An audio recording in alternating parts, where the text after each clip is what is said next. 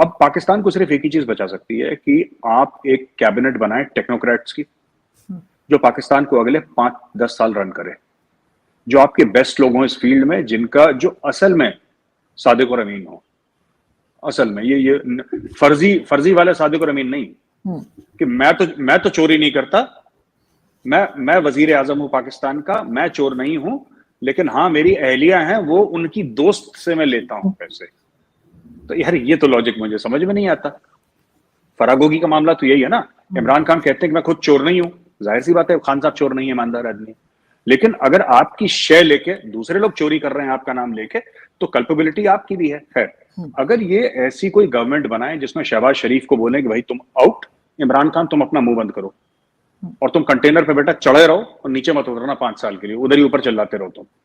और एक आप ऐसी गवर्नमेंट बनाए यहाँ पे 10-15 लोगों की, ज्यादा नहीं, जिसमें पाकिस्तान के जो टॉप माइंड्स हैं, टॉप माइंड्स आए और ये बोलें कि एक रोड मैप बनाए, सबसे पहले एक प्लान बना और उस प्लान के तहत पाकिस्तान को ले जाए। शुरू में दर्द होगा, लेकिन यही एक तरीका है, क्योंकि आपकी सियासत में डेप्थ नहीं है। जो जैसे कि इंडिया में आप देते हैं सियासी पार्टीज में, इवन कांग्रेस जो कि ऑपोजिशन में है, जिसके सिर्फ आई थिंक 40 या 45 कुछ ऐसी मेंबर ऑफ पार्लियामेंट है, कांग्रेस में भी ऐसे लोग हैं जिनको बहुत एक्सपीरियंस है गवर्नमेंट चलाने का और जो सक्सेसफुली चला चुके हैं अपने टाइम पे, जैसा भी चलाया उन्होंने सक्सेसफुली अपने हिसाब से, तो उन्होंने सक्सेसफुली चलाया जो उनके एजेंडा था, जो भी उन्होंने करना था करा, जो उन्होंने प्रोमिस करी थी। सिमिलरली भाजपा में ऐसे बहुत लोग हैं, जैसे नितिन गडकरी जी हैं हमारे, ठीक है, वर्ल्ड के फास्टेस्ट रोड्स इंडिया में बन रही हैं, पर डे का जो किलोमीटर का है वो 25 या 27 किलोमीटर एक एक दिन में नापते हैं रोड, नेशनल हाईवे इतनी स्पीड से चल रही है इंडिया की। आप हमारे निर्मला सीतारमण जी हैं, हमारी फाइनेंस मिनिस्टर हैं, राइट? या फिर आप सब जानते हैं जयशंकर साहब को, पाकिस्तान में I think he is the most famous Indian minister after Modi ji, ठीक है। अमित शाह जी हमारे home minister, strong man, iron man है बिल्कुल एकदम। फिर हमारे मोदी, तो हमारा जो जैसे इंडियन टीम का बैटिंग लाइनअप है ना, नंबर 7 नंबर 8 तक सब लोग बैटिंग करते हैं, वैसे इंडिया में मोदी जी की सरकार में भी सारा बैटिंग लाइनअप इंडियन टीम जैसा है, सब लोग बैटिंग करते हैं नीचे तक। रोहित शर्मा नहीं है तो रोहित शर्मा, शिखर धवन नहीं है तो वहां पे विराट कोहली नहीं है तो कोई और, तो कोई चलता चला जा रहा है वो लाइनअप। उसी तरीके से मोदी जी की कैबिनेट है। अब इसमें जब तक आप ऐसे लोग नहीं लाएंगे, और ऐसे लोग हैं पाकिस्तान में, देखिए कोई भी सोचता है कि पाकिस्तान में टैलेंट नहीं है, वो झूठ बोल रहा है। लेकिन उन लोगों को सियासत की भेंट चढ़ा रखा है, उनकी बलि दे रखी है, उनकी कुर्बानी दे रखी है, और उन लोगों को दूर रखा है कि ये, क्योंकि इस कंफ्यूजन में किसी ना किसी का फायदा है। इस जब आग लगती है ना मुल्क में, तो किसी ना किसी का फायदा है। कभी ये सोचिएगा आरजू जी कि लगातार पाकिस्तान का हाल क्यों बुरा है, किसी ना किसी का तो फायदा होगा, इसलिए बुरा है। क्योंकि इतनी बार तो संजोग नहीं हो सकता ना, इतनी बार तो इत्तेफाक नहीं हो सकता ना, कभी ना कभी तो साजिश भी होगी। तो फिर ये इतने सालों से चलता चला रहा है, तो somebody in Pakistan must be gaining out of all this। उसको दूर करके टेक्नोक्रेट आप गवर्नमेंट बैठाइए, तब आप निकलेंगे यहां से, वरना नहीं निकल पाएंगे। बिल्कुल, और कुछ ना कुछ तो इन्हें करना पड़ेगा ताकि निकल पाए। और इसीलिए मैं आपसे भी पूछ रही थी कि कुछ आइडिया मिले कि कहीं से कोई बचाव हो, इसलिए कि इस वक्त यहाँ पे सभी लोग काफी परेशान और टेंस हैं।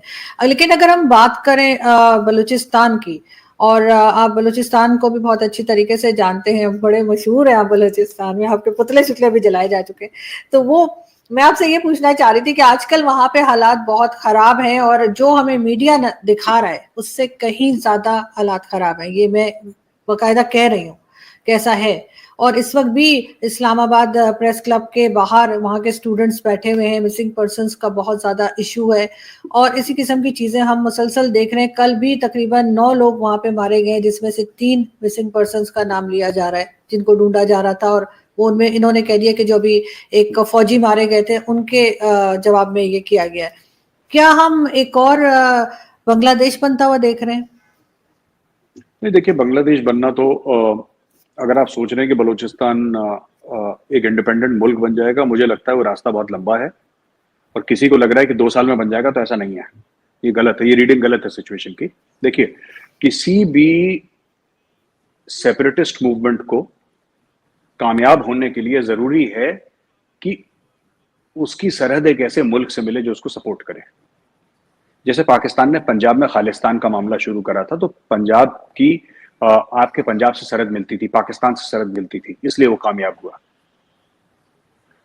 कश्मीर में भी यही चीज हुई कि पीओके से सरहद मिलती है, पाकिस्तान से सरहद मिलती है पीओके से, तो इसलिए वो वहां पे काफी सालों से टेररिज्म चली। अगर भारत का बॉर्डर मिलता बलोचिस्तान से तो मामला बहुत पहले निपट चुका होता। यहां पे इशू है कि बॉर्डर नहीं मिलता, तो लॉजिस्टिक्स और ये सब चीजें और भी चीजें हैं जो कि ये आपके आईएसआई वाले आपको बेहतर बता पाएंगे कैसे होता है ये, तो ये सब चीजें होती हैं। खैर आरजू जी, मैं आपको बताता हूँ बेसिकली क्या है कि government of India is famous, Congress हो बीजेपी हो, it is famous for its heavy handed approach. ये बहुत पहले से है हमारा, तो ये आज की बात नहीं है, ये आज की बात नहीं है, बहुत पहले की बात है, और ये बहुत पहले से होता आ रहा है। आप देखिए नॉर्थ ईस्ट में देखिए या कहीं पे भी देखिए ये है। लेकिन अब इंडियन गवर्नमेंट ने कुछ डेकेड से ये रियलाइज कराया आरजू जी कि you have to talk to the people. So now north east में काफी इंसर्जेंसीज खत्म हो गई हैं, मिजोरम की खत्म हो गई है, और एक दो जगह बिल्कुल शांति है बातचीत करके। कश्मीर में भी बातचीत हो रही है लोगों से, और काफी हद तक कश्मीर में भी वायलेंस का लेवल कम हो गया है। बिल्कुल खत्म नहीं हुआ है, क्योंकि जो भी ये कहता है खत्म हो गया वो गलत बोल रहा है, लेकिन वायलेंस का लेवल कम हो गया आरजू जी।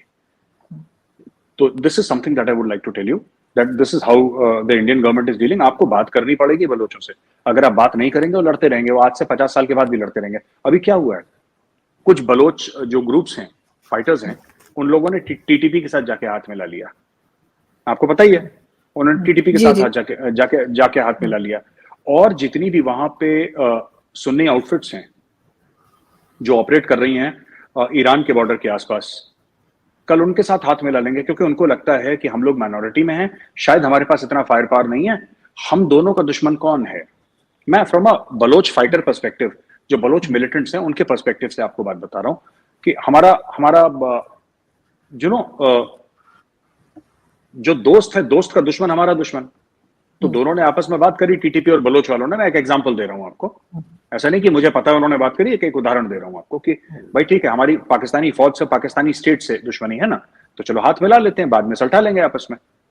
तो अभी वो दोनों मिलकर अटैक कर रहे हैं। ये बीच में आपकी न्यूज़पेपर्स ने भी कवर करा था, डॉन में आर्टिकल आया था इसका, आई थिंक डॉन में या जियो न्यूज में, वन ऑफ दीज टू, मैंने पढ़ा था कि they have declared that they have joined the Tehrik-e-Taliban Pakistan. तो उनका कोई आइडियोलॉजिकल संबंध नहीं है तहरीक-ए-तालिबान पाकिस्तान में। पर आपका बलोचिस्तान असली प्रॉब्लम नहीं है आरजू जी, सही। बलोचिस्तान आपकी असली प्रॉब्लम नहीं है। असली प्रॉब्लम आपकी पश्तून नेशनलिज्म है, जो अभी लार्जली पीसफुल चल रही है।